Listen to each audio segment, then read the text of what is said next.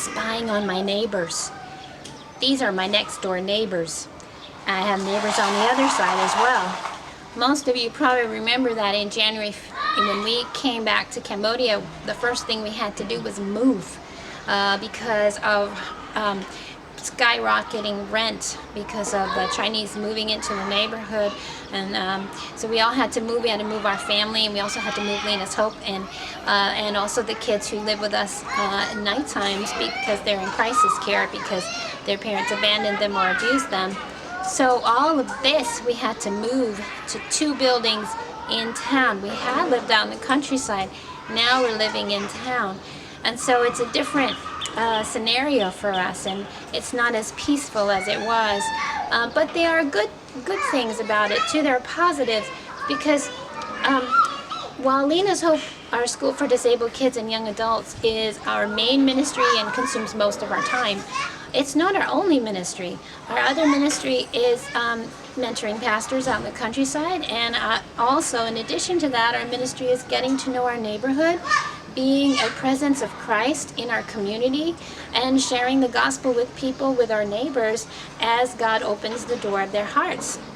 And so getting to know these particular neighbors was a challenge because when we moved our family and the kids who were in crisis care to this new house where we're living now, our next door neighbors were not happy for us to move in because they saw we had many disabled children, and they don't understand disabled children.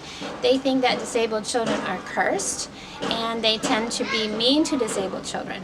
So these particular neighbors that I was just spying on is a family of about 15 kids. Some are biological kids and some are orphans, and I don't understand the situation yet, but they have a lot of kids, and their income comes from recycling. So they go around the neighborhood getting recyclable bottles and paper and such and collecting trash, and that's how they get their income.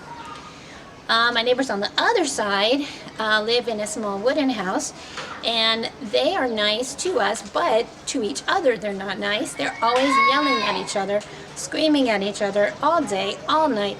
We don't really know them yet, but we feel like we know them because we hear everything they argue about and everything they say. So it's a challenge. But our neighbors on this side were especially challenging because with all the kids over there, seeing our disabled kids, the kids next door were mean to our disabled kids. They would come to our gate, call our kids names, try to hit our kids. In fact, one day my son Sambo was driving the moto. Sambo is 16 and he just learned to drive my husband's 3-wheel moto. And he was driving the moto to come home. And one of the kids from here, one of the boys, older boys, he ran out and hit Sambo's leg with something sharp and made it bleed. And Sambo was just minding his own business. And so it was a challenge moving into this neighborhood. And I had a talk with my kids, especially Sambo, Sarah, and Sapana, about what do we do about this? These kids are being mean to us. They're even hurting us. What do we do? And Sambo first thought, oh, we need to hit them back, or we need Dad to go and yell at them. And then, but Sarah and Sapana were thinking more. And I said, well, what would Jesus do? What does Jesus tell us to do if people are mean to us? And Sapana can't talk, but she understands everything. And she raised her hand up like this, like, I know. And I said, okay, Sapana, so what should we do? And she indicated by gesturing what we should do, that we need to love them and be kind to them back, which is a new thought for her because she's generally not a very love back kind of person. She's more of a fight back kind of person. But she's been learning a lot about God and his love lately. So we talked about that. What does Jesus say to do? If people are mean to us, we need to love them. And we need to tell them about Jesus and not hurt them back.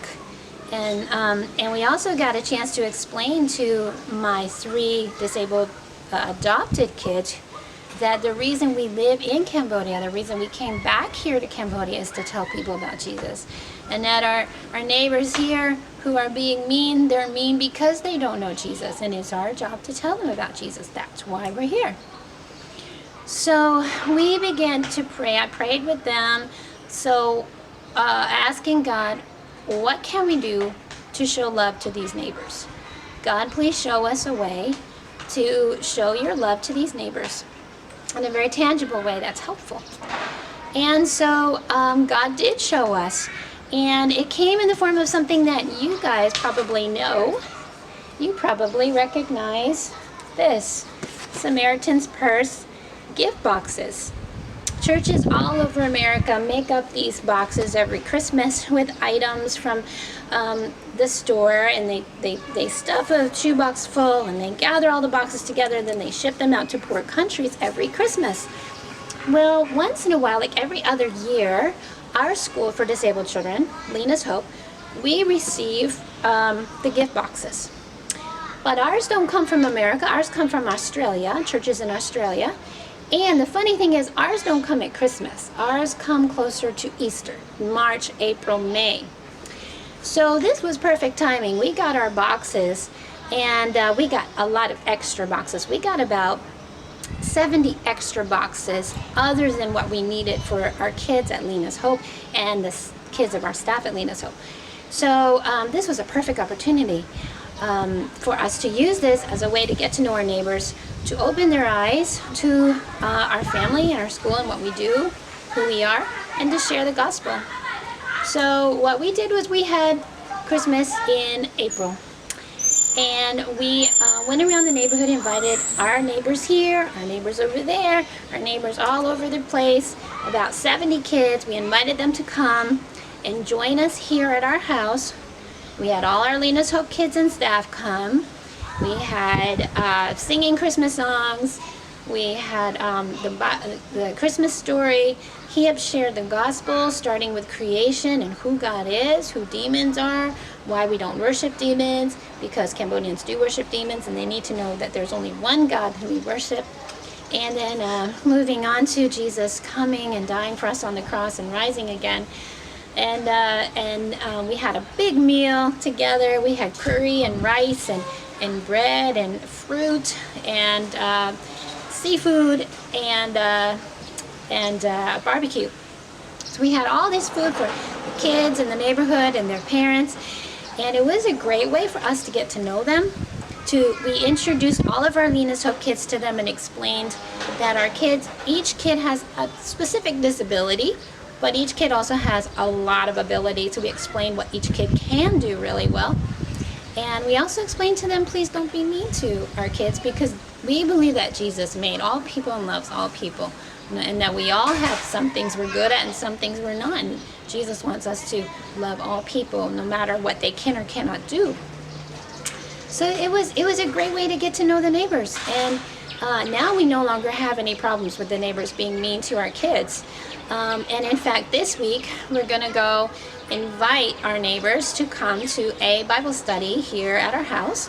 And a pastor who's a very good friend of ours is going to be teaching them, and starting with who God is and helping them to understand who the true God is.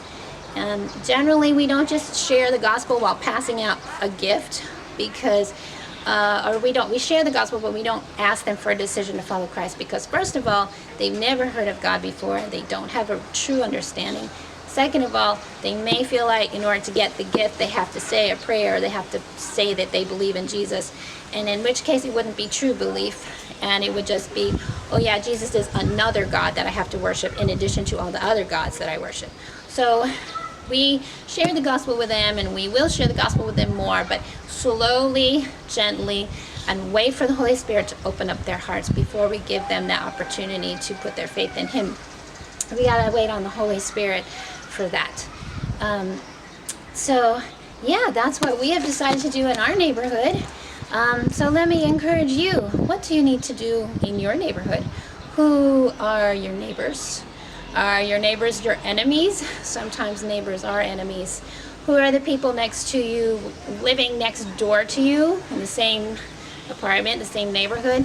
Who are the people at your school? Who are the people at your job who drive you crazy, who make fun of you, who persecute you, who just drive you up the wall for one reason or another? Those are your neighbors. people at work, people at school, people that you meet on a daily basis, people next door to you that you haven't met because you live in America where people tend not to go next door and meet their neighbors. Let me encourage you to go next door and meet your neighbors. God put them within a proximity of you in your neighborhood for a reason. And he put the people at your work, in your school, in your church, in your neighborhood there for a reason, for you to be a light to them. Now, maybe you don't have Samaritan's Purse boxes like we did this time, but there are other ways. Invite them over for a meal. Take a meal over to them. Just go talk. Ask God to show you a way, because God knows their heart better than you do, and he knows what they need, and he knows how you can reach out to them. You know, this is not a good idea. This is a command. Jesus said the two most important things, only things you really need to follow in life, and everything else is covered. There's only two things. One, love the Lord your God with all your heart, all your soul, and all your mind. Two, love your neighbor as yourself. And as the man asked Jesus, who is my neighbor? And Jesus showed us your neighbor just might very well be your enemy. Jesus also gave us another command, and he said, love your enemies. Persecute those, not persecute.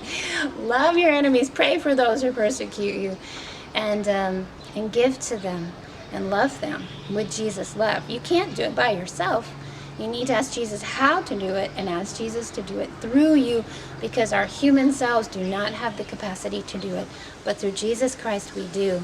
So let me just encourage you to think of that one person, at least one. Think of just one person who God is asking you to reach out to. It might be the most annoying person, but God has put you in the presence of that person for a reason. So bless you. Thank you for supporting us and praying for us. Keep praying. We're going through a lot of difficulties lately with changes in staff and funds and a lot of different things. We need your prayer, and keep pray for the kids in our neighborhood as we begin to reach out to them with the love and gospel of Jesus Christ. Thank you. Bye.